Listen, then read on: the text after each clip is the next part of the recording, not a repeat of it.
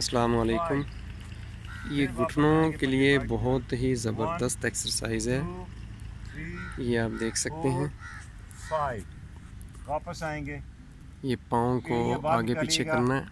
पंजे अंदर आ जाएंगे। 1 इससे 2 आपके जो घुटने 3 हैं 4 वो समझ लें 5 कि जैसे रिपेयर हो अगेन जाते जाएंगे। हैं।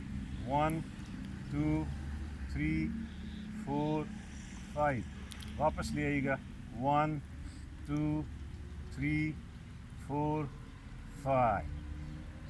यहाँ पे थोड़ा सा बाहर की जानब रखिएगा अपने पैरों को। आप अंदर की जानब मिलाना है आपने अंगूठों को। 1 2 3 4 5 6 7 8 9 10। अब फिर मिलाइएगा पैरों को।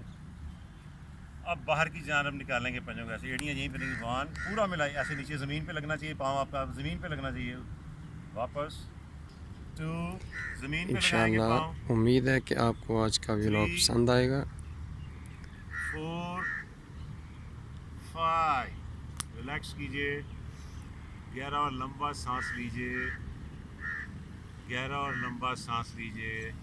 अब आपने दाईं टांग ये नीचे थाइस के नीचे हाथ के हथेलियों से उठाना है इसको, टांग को।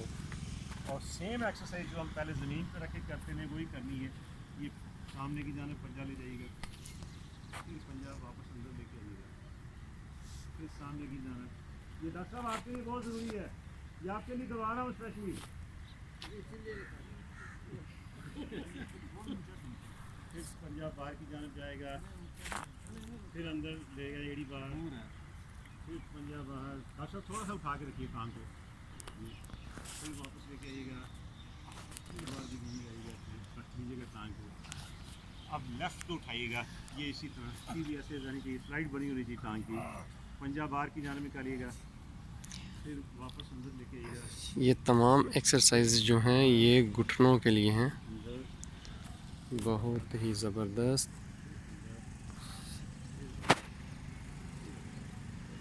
रिलैक्स कीजिए, गहरा और लंबा सांस लीजिए।